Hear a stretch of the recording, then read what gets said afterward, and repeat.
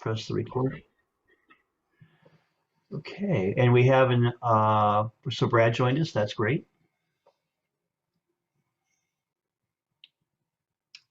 And Deb joined us. Oh, Deb didn't join us. Oh, she's still there. That's good. I just wanted to make sure that was recording over here too. So. Yep. Chris. Okay, well let's go ahead and get started. So we're very fortunate today to have Fenton Strickland participate with us in our ESOP session. And Fenton is a senior attorney in Krieg DeVault's Employee Benefits Group. He focuses his practice on employee stock ownership plans and ESOP transactions, and advises clients on all matters of retirement plans, incentive plans, and executive comp. Mr. Strickland represents ESOP trustees, companies, boards of directors, banks, and selling shareholders across the company in ESOP transactions, ESOP plan design and implementation, and ESOP administration and governance. He has represented companies and trustees in purchases and sales of business in dozens of transactions, and is a frequent speaker on a wide range of topics regarding ESOPs. And over to you, Fenton. All right. Well, thank you, Rick. And as Rick observed, when we first came into the breakout room, it looks like it is a cozy group. Hopefully everybody can see my screen. I prepared kind of a I think more 100 level. Maybe we leak into 200 level kind of ESOP coverage here with the material I prepared in these slides, and I'll move through the slides, but with the small group here, and I see Chris, and I appreciate having Chris here, and he might have some perspective on some of these things too to share. But as I move through, if we want to pause to talk about anything in particular, or if there's even something off the beaten path with a group this size, I think that we would do well maybe to talk about mostly what interests you. So what I'll do is I'll move somewhat quickly, or at a decent pace through the slides. Please do interrupt with any questions you might have. Rick, you might be able to tell me if everybody is capable of, and it looks like something popped up in the chat already. Oh, there we go. Yeah, thank you, Rick. So I was just about to say, if you do have any questions, please do put them in the chat, and we'll look out for those. And Rick, if I'm continuing to talk and a question has popped up, please don't hesitate to let me know. And Rick, what I was about to ask too is whether the participants here have the ability to unmute and speak. I don't mind being interrupted either. I'm not sure of that. That's why we ask them to post the questions in chat. And if a question does pop up, I'll interrupt. But I do want to ask a question. If you could start your video camera so we can have your video along with the slide presentation as you speak.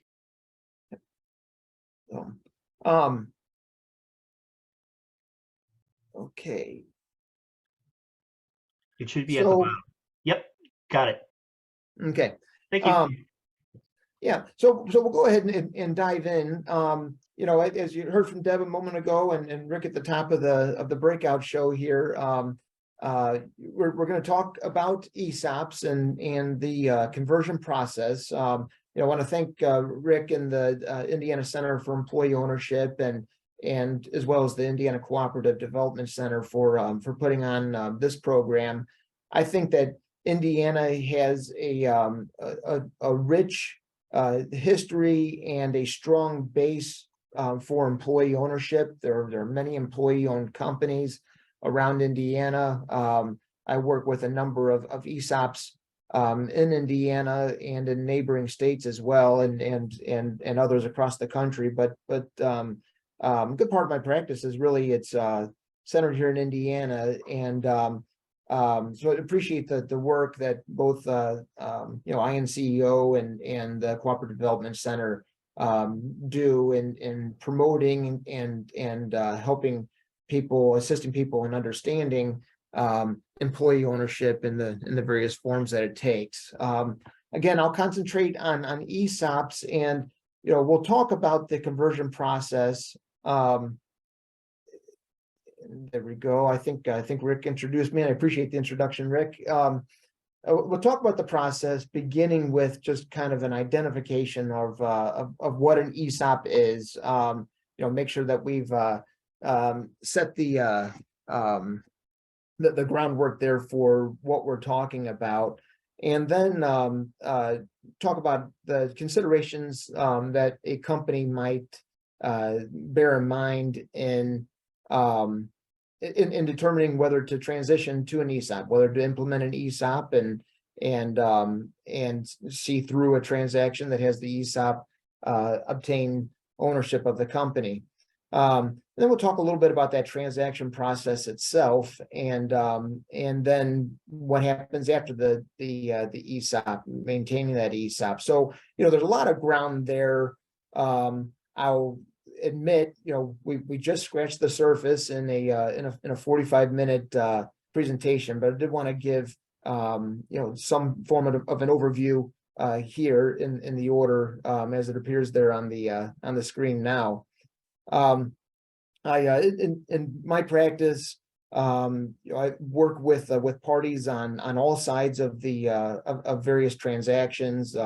We represent banks who lend to companies to help finance an ESOP transaction. We represent trustees, selling shareholders, the company itself, and then also represent many ESOP companies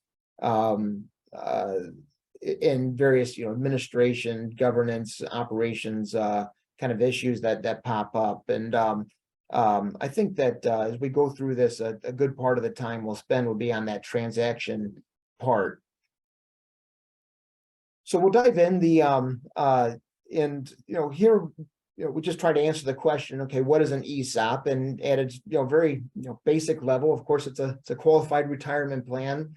It is subject to provisions of the tax code and of ERISA, and it's a retirement plan that it's stock bonus plan as it's described in the tax code. It's different than the 401k that employees and companies are used to. For my profit sharing plan and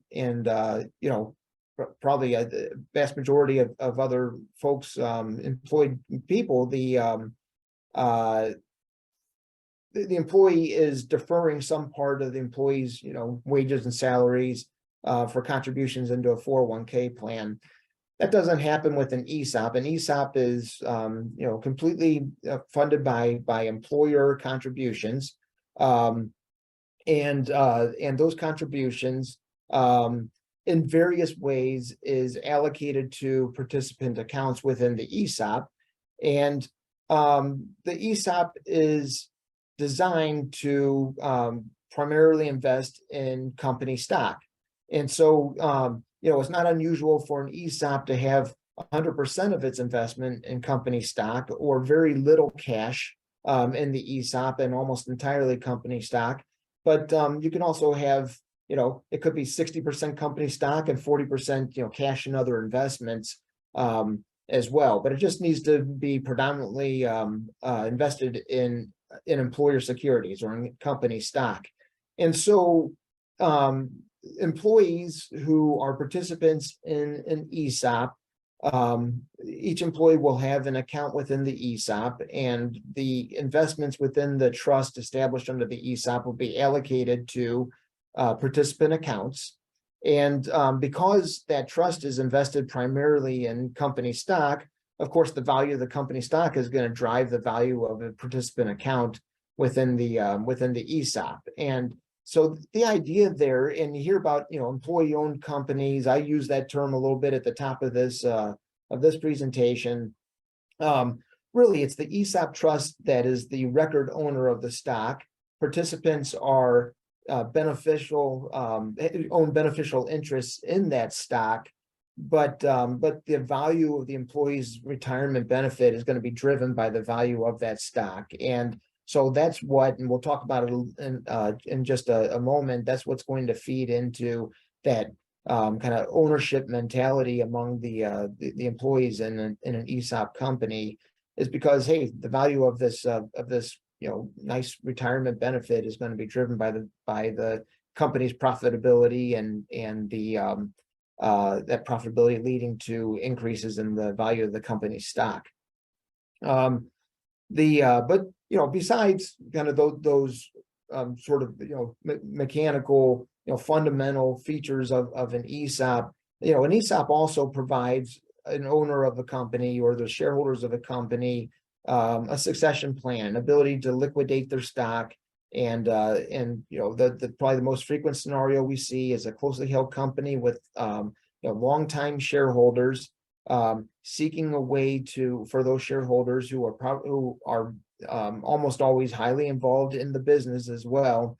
They're seeking a way to be able to retire, pass the baton on for the business, and the best transition plan that reveals itself is to pass the ownership of the company on to the employees through an ESOP. And so this provides this kind of business succession tool for business owners.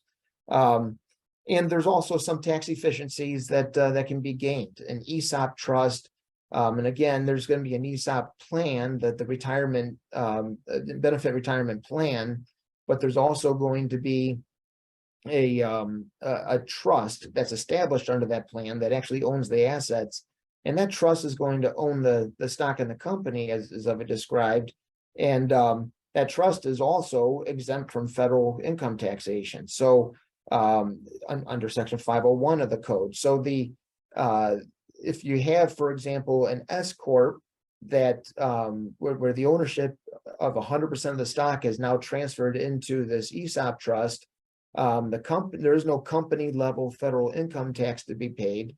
The earnings from the company pass through to the ESOP trust as the shareholder. The shareholder is tax exempt, and the company has effectively become exempt from federal income tax, and that tends then to free up an awful lot of cash that the company otherwise would, or that the shareholders of the company, in the case of the S corp, otherwise would be spending on on the tax liabilities, can now be used for things like funding the ESOP as the company operates with this ESOP.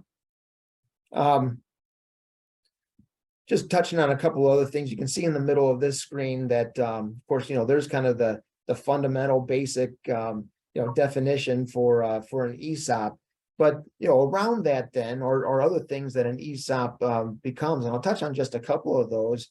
We mentioned the tool for corporate finance, business succession, but it's also, this becomes a very meaningful benefit to the employees and to the company alike. Of course, the idea there is to produce a way for employees to accumulate a retirement benefit, but also the company then is gaining, and the objective should be for the company to gain in its employees this kind of ownership culture and ownership mentality among all the employees. And what the employees, and something that's going to drive that is that each year the value of the stock is going to need to be determined, and that's the trustee's job. The trustee is responsible for determining the value of the stock. The trustee is going to be assisted by a financial advisor, a valuation professional who is going to go through a complete analysis of the company and its profits and its forecasts and so forth, and help the trustee to determine a value for the stock. Well, the participants in the plan, the employees in turn, are going to see that value year to year, because participants will receive a statement of their respective accounts within the ESOP each year. And so your participant in the ESOP is going to be able to see what has happened with the value of the stock from one year to the other by observing how much the participant's account has increased one year to another, hopefully increased. And so what that hopefully drives then, and for those employees, is it motivates the employees to really pay attention more to how their actions might affect the bottom line. Profitability is going to affect the company's value, and so it might lead to cost efficiencies. greater attention to safety, greater attention to compliance with whatever regulatory oversight the company might deal with. Things where the company might bleed money unnecessarily. If you have a workforce that is that, in addition to management's oversight and close attention to those kind of things, you have an entire workforce paying attention. Then it's then that can produce that sort of ownership mentality that should benefit the workplace and the business. So when a company is considering implementing an ESOP, and this would most likely, I say the company's considering, these things tend to start with the existing shareholders of the company, who are trying to talk about transitioning ownership of the company, looking for business succession. If they're highly involved in the company or involved to some degree, looking for somebody to succeed in their roles for in the company as well. It's a conversation that usually begins with the shareholders, involves the company's board of directors, and maybe some top management are dragged in, and they start to consider whether an ESOP is a good idea. And some of the things, we see some of the pros and cons of using the ESOP as that succession tool that we've described. There on the screen, compared to other M&A transactions, the ESOP, while it can be complicated, there can be a long timeline. There are arm's length negotiations. It still tends to be a more controllable transaction where the parties are an ESOP trustee who has been appointed by the board of directors, the company itself, and the selling shareholders. The ESOP, different than other potential buyers of the company, isn't buying the company to take it over and run it or do something different with it, or to shut it down or sell it or split it up or do anything like that. The ESOP trust is merely going to own the stock, and the ESOP trustee becomes the custodian of those shares of stock. So in an ESOP transaction, generally speaking, there's going to be continuity before and after the transaction with respect to the management team and those running the company, and that's something probably to try to be sure of too, is that, hey, you have a good team in place that's going to continue to run the company, maintain those good things about the company culture, encourage that new ownership culture that we described, and but there's going to be greater chance of good business continuity from before the transaction to after. There are lots of ways to do ESOP transactions, and we'll see some of the financing structures here in a moment. Some of the cons. Hey, ESOPs are complicated. There are a lot of complicated provisions within the code and ERISA to try to decipher and interpret and apply to situations that are specific to a company's ESOP plan and operation. And it's and they're costly. There's going to be a trustee, not appointed not just for the transaction, but a trustee of the ESOP trust that assuming it's an external trustee, will involve some cost. The trustee is going to engage a financial advisor to assist in the valuation, and the financial advisor is going to go through a full valuation exercise annually. The company is going to need to engage and consult legal counsel that is versed in ESOPs and capable of helping the company through administrative ESOP operation puzzles and mazes.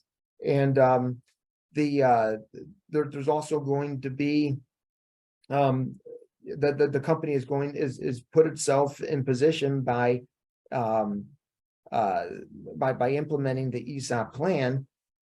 The company is now obligated itself to contribute, make contributions to the ESOP and to pay the benefits as participants retire or otherwise leave employment there with the company, pay the vested benefits that are owed to those employees. So it's and that's something that we'll refer to as the repurchase obligation.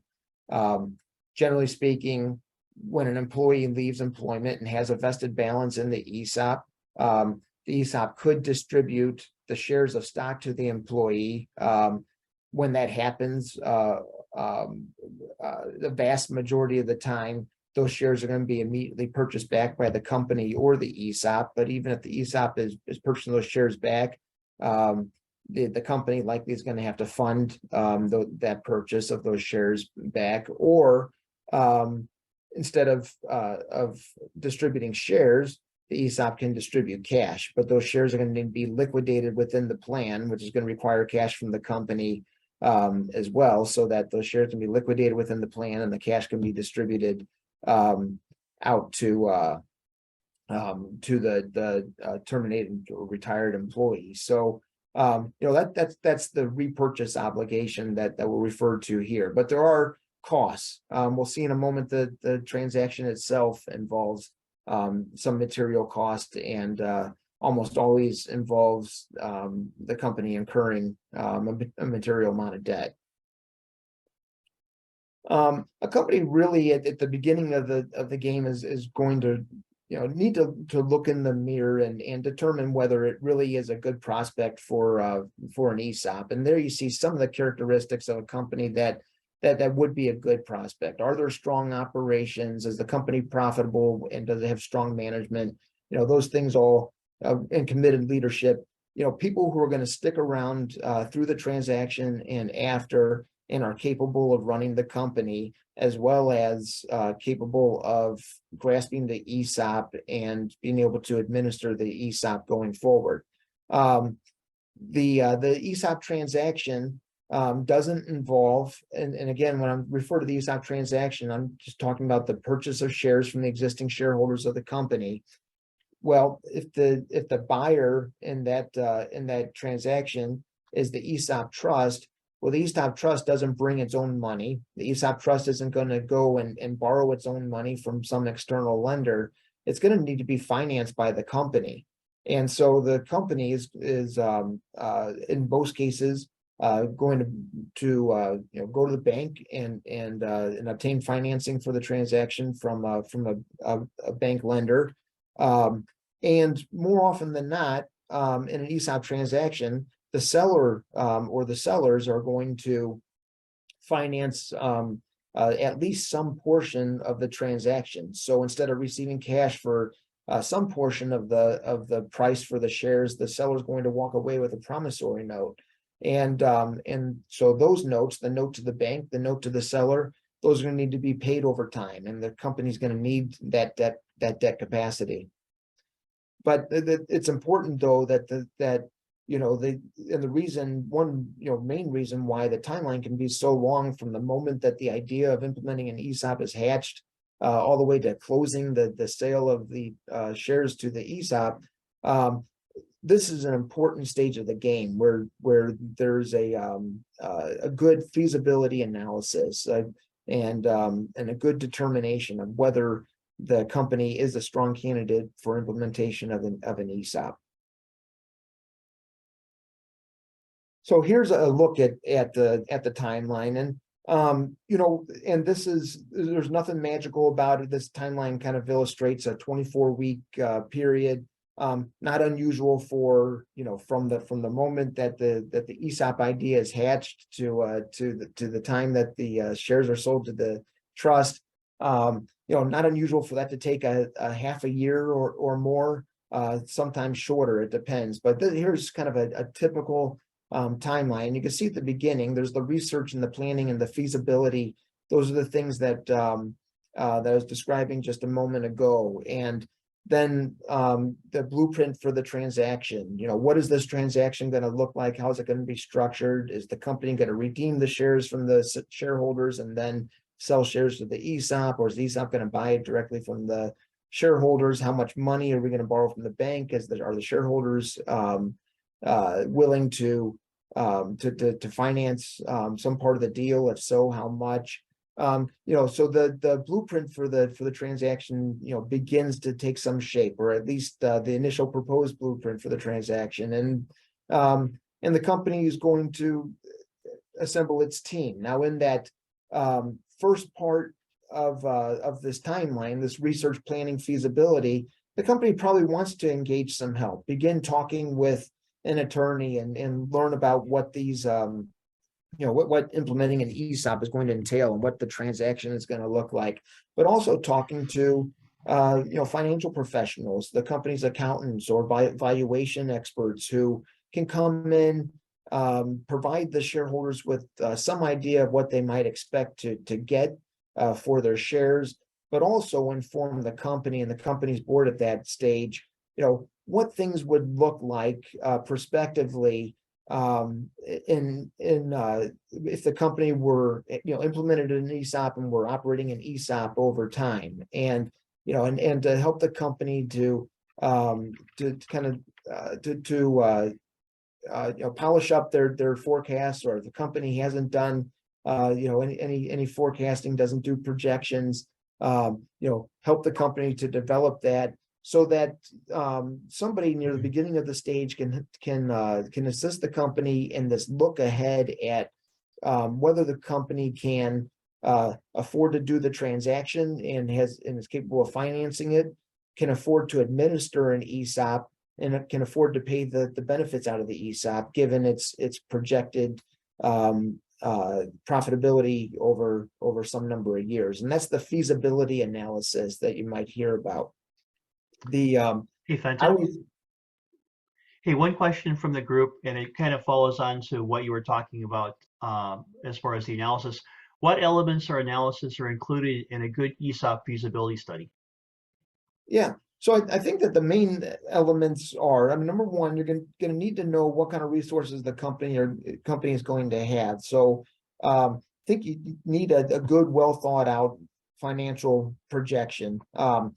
And 5 years would be the typical. You can carry it out to 10 years, but any of us who've been involved in doing projections, the further out you go, the looser it becomes. But but you need a good financial projection.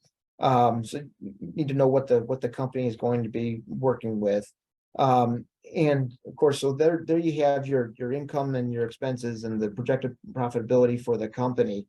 And then you're going to need to have some understanding of the age and the tenure of your workforce, the anticipated vesting terms in the ESOP plan, and anticipated distribution provisions that you might have in the ESOP plan, so that various scenarios can be modeled to determine, all right, what are the anticipated distributions that are going to need to be paid, after 5 years, which might not be a lot because there is going to be a vesting period. Although there are certain terminations, retirement after, normal retirement age, death, disability, possibly where somebody becomes fully vested, but projecting out, 5 years, 10 years, given the age and the tenure of your workforce, the typical turnover within the workforce as well, to try to project what that repurchase obligation is going to be going forward, what the distributions are going to look like, in 5 years and maybe 10 years. And then the other inputs there are going to be kind of your usual valuation inputs, which again is going to be profitability, the capitalization for the company, but the inputs that are going to enable the financial advisor who's doing the feasibility study to try to also project a share value going forward, because that's going to drive how much benefit is going to need to be paid to the participants. I think those are some of the major inputs there. Now, one thing I would add in the feasibility study would be to take a look at the leadership aspects as well, as far as, is the exiting shareholders or management team, are they going to stay? Are they going to, replace, what's the provisions in place for, that transition of that senior leader? Because if the part of the ESOP is a succession plan, are those leaders in house today? Are they going to have to find an external one? And, again, is the company really ready for that transition to be successful? Yeah, But, a key element is the financial aspects for sure, and then the repurchase obligation, and then, it's kind of like, can we do it and should we do it? And those are really the two questions, I think, in a feasibility study that you'd want to be able to answer. yeah, no, great point, Rick. And I think in addition to the management team, I think it's important to look a layer below too. Do we have, do we have people within HR and elsewhere, even accounting, who will be, do we have good confidence in those folks and their capability of administering the ESOP and overseeing the external administration that occurs as well. But that's you want a good team there, even working below the management. Thanks, Fenton. Yeah. So we'll move on. And I think I'll go ahead and jump past this slide. So, part of the transaction planning is, there are a few sides to an ESOP transaction. You're going to have the company and the seller side, usually sharing, common interests in the transaction, but not always. And sometimes the seller, and it's never discouraged for the seller to have its own legal counsel. Sometimes the seller is getting some financial advice, often from an accountant or something as well. But the various transaction teams are going to need to be assembled and diving into the transaction. And something for the company to bear in mind is that there's going to be a pretty substantial transaction cost, no matter the size of the ESOP deal. It's the company might be selling for $5 million, $20 million, $70 million, or $150 million.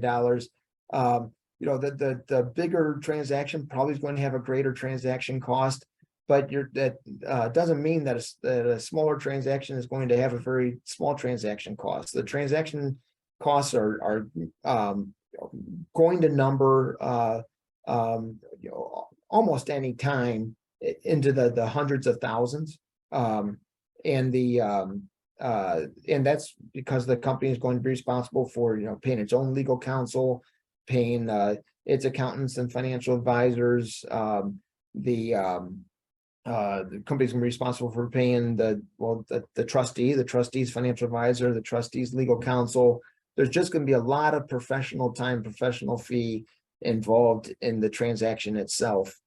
The bank is going to wind up billing the company for its legal team involved in the transaction as well. And so but one part there in the early middle stages there of the transaction process is the assembly of these teams. I don't know if I made the point yet, but the trustee. So the trustee is one that it's appointed by the board of directors. Now it kind of creates this funny circular relationship here, because after the transaction, the trustee is trustee of this trust that then owns the shares, or at least some shares in the company. And so as the shareholder, it is electing the board of directors, but the board of directors is appointing the trustee. So it's kind of this circular relationship there. But the trustee is appointed by the board. Trustee is going to engage its own team, with the board, with the company's approval, as the company is going to be footing the bill. Next couple of slides, we'll go through just some kind of typical ESOP transaction structures. Here, this is labeled as the traditional leverage transaction. So here we have the company borrowing money from the bank and issuing a promissory note to the bank. The company then, and let's see, all right, so I didn't realize it was set up that way. There we go. So complete the slide there. So then the company is going to loan that same cash to the ESOP trust. The ESOP trust then is going to pay cash to the selling shareholder. I mentioned that it's common for the selling shareholder also to finance some part of the deal. So you see there that in the slide, you say, hey, the ESOP trust is going to pay the selling shareholder, cash in a note possibly. But this is kind of your typical leverage transaction. And then you see there where the company has loaned the cash to the trust is going to issue a note to the company. When the ESOP trust pays the selling shareholder, of course, then the selling shareholder is transferring the stock over to the ESOP trust. This next slide it's another pretty common ESOP transaction structure. And in this one, instead of the ESOP trust buying directly from the selling shareholders, the company is redeeming the stock from the shareholders, and then the ESOP trust is buying stock from the company. So here the company is paying cash and most likely notes as well to the selling shareholders. Selling shareholders transfer their stock back to the company. The ESOP trust subscribes for the purchase of shares from the company and issues a promissory note for those shares. Company transfers those shares to the trust, and we'll see in a moment, each year the company is going to make contributions to the ESOP trust so that the ESOP trust then can service that note to the company. And in this scenario too, and this happens in probably the majority of the cases, the company is borrowing some money from the bank for that initial redemption transaction from the shareholders. All right, there we go. Some more animation that I forgot was in there. So I touched on this just a moment ago. So after the leverage transaction, so after a transaction that's involved the ESOP borrowing from the company to enable the ESOP to buy stock, the company is going to make contributions to the ESOP trust and maybe pay dividends to the ESOP trust. The ESOP trust has become the owner of record of shares of the company, so maybe dividends or S corporation distributions. But the company is going to make contributions to the ESOP trust.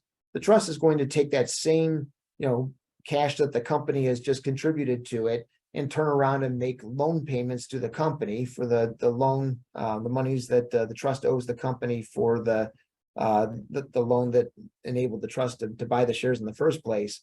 And as the trust makes payments on that loan, and that loan is almost always a very long-term loan, seen them at 10 years or 15 years, but more frequently now they're going to be 20, 30, even 50 years long.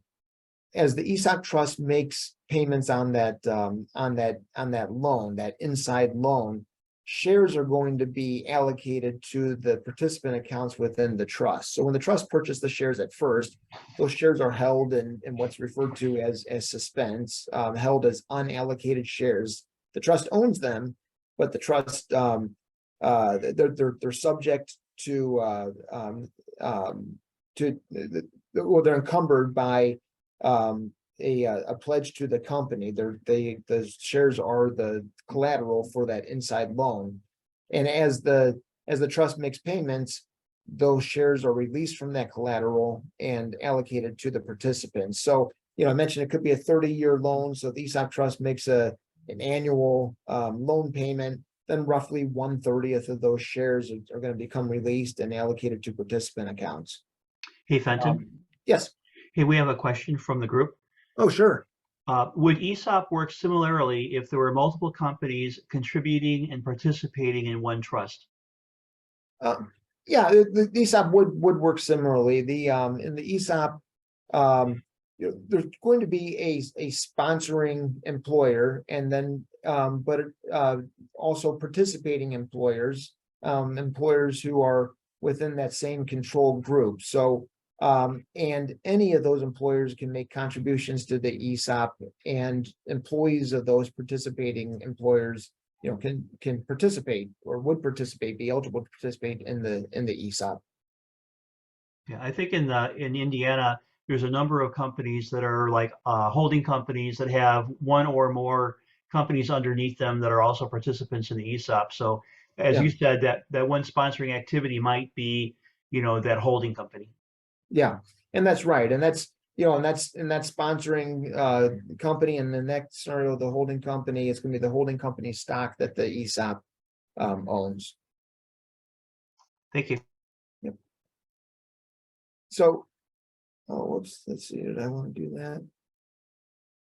Yeah, we'll move on here. So the there can also be, a non-leveraged ESOP transaction, if you will, where the company could just contribute shares to the ESOP or contribute cash to the ESOP over a period of time.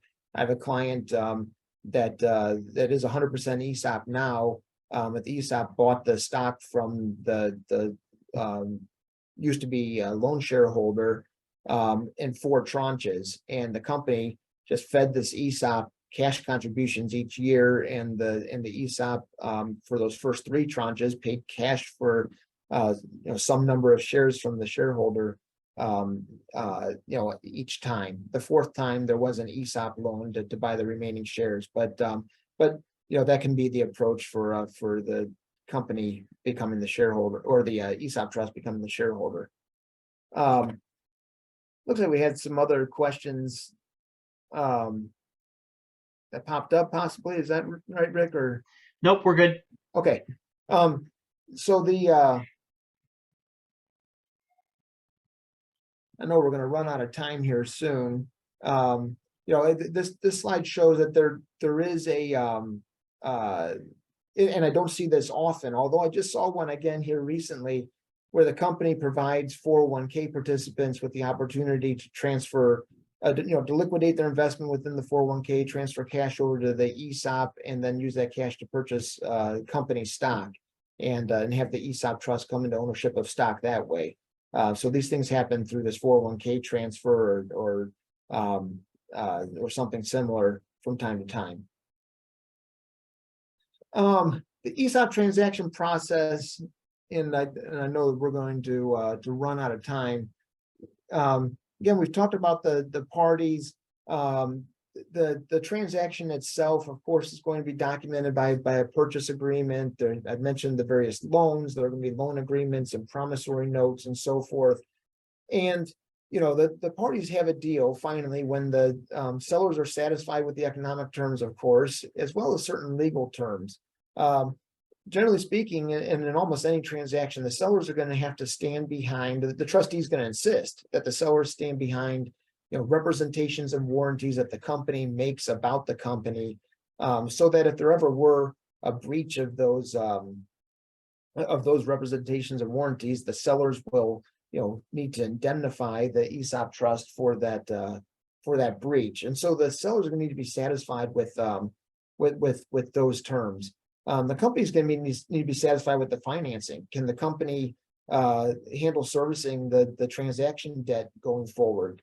The company is going to be mindful of certain covenants that might have been agreed on by the party. Maybe the trustee insisted that the company's board be expanded or include certain independent directors, or that the board of directors appoint certain types of committees. Is the company satisfied with those sort of terms? The trustee might have had a hand in what kind of equity incentive plan or the trustee might have had a hand in what kind of equity incentive plan the company is able to adopt after the transaction. And so the company needs to be satisfied with the financing and with the post transaction covenants that it might be responsible for. And the trustee then, of course, needs to be satisfied with the economic terms. It's important that the trust to understand the trustee cannot pay more than fair market value for the shares. Trustee is bound by ERISA not to pay more than fair market value for the shares in order to avoid what's called a prohibited transaction. And the trustee must be satisfied with the process. And I put in there the optics of the deal. There is material oversight, significant oversight by the Department of Labor over these kinds of deals, and And trustees are increasingly, and this, it's been the trend for many years now, increasingly aware of the process and concerned about the process that's been followed to get all the way to a deal and closing a purchase of shares. And so the trustee, it's important the trustee is satisfied with that process and the record of the transaction that's been made in order to provide a good record for review by the DOL. And I know that my time is coming up, Rick, so I'll wrap this up in just a moment. And I'm glad to share slides or answer any questions later. Just something I want to say here at the end, I think is important, is after the deal. So often, I've seen it play out where you have your ESOP transaction, the company, and I had the slide in here, right here, the company has this brand new ESOP. It kind of reminds me of being and reminds me of when my first child was born and my wife and me getting home and thinking, okay, what the heck are we supposed to do now?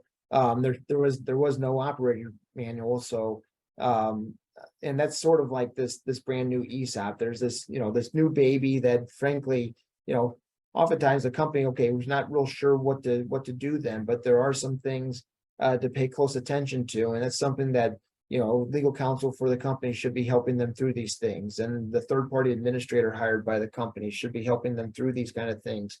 But some things to be mindful of on the company side are, the transaction covenants. What do the deal documents say that the company has to do?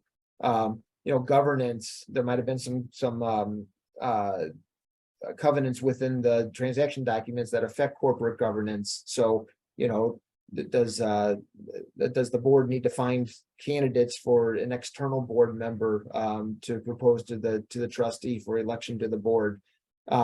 Something that is added to a company's corporate governance is ESOP plan governance. So incorporating close attention to repurchase obligation and the operation of the ESOP into the company's regular corporate governance. Board of director meetings look different after an ESOP transaction, after the company has gone to ESOP than they do before. And that's because the ESOP is front and center there with the company. And then the last thing, and I'll wrap it up here, is communication and education. So it's not unusual for the company to have a big rollout meeting with its employees to announce the ESOP and generate some excitement about it, and to start up that ownership culture there within the company. But then it's important that people become educated on the ESOP, and particularly the board, ESOP committee appointed by the board, but also management employees who are going to be responsible for ESOP administration. Send them off to various conferences and so forth. Use resources from INCEO or the ESOP Association or Indiana chapter of ESOP Association. Help them to become educated in operating the company with the ESOP in place. With that, I know I've gone way over here, Rick, but if there are any other questions, glad to field those. This screen has my contact information on it. Glad to hear from anybody if there's anything that they wanted to talk about more, or something that was even left out here that you feel like you'd like to chat about. Thanks. Right now, we're on a break until 11. Are there any questions for Fenton before we leave? The one comment I would share is that, as Fenton talked about, I mean, there's a lot of paperwork to be able to set this up in terms of, setting up the plan, going through the transaction. It's just like any other sale of a business. There's some special uniqueness associated with it being an ESOP. But in the end, you're doing basically a transaction from one buyer or one seller to a buyer. I think the difference in an ESOP is that once you set up that ESOP plan, and the decisions that you make to set it up in year one may not be the same decisions that you need as a mature ESOP. And you do need to make sure that you think about what the plan says, the maturity of the ESOP, the maturity of the company, and be willing to revisit that and go back and say, you know what, we need to make these changes. How do we make them? Because again, it's dealing with ERISA to make sure that you're not putting the plan in jeopardy. Correct, Fenton? Yeah, appreciate that, Rick, because that is not unusual at all. And as that, that distributions, grow, repurchase obligation grows, and the company might want to revisit things like the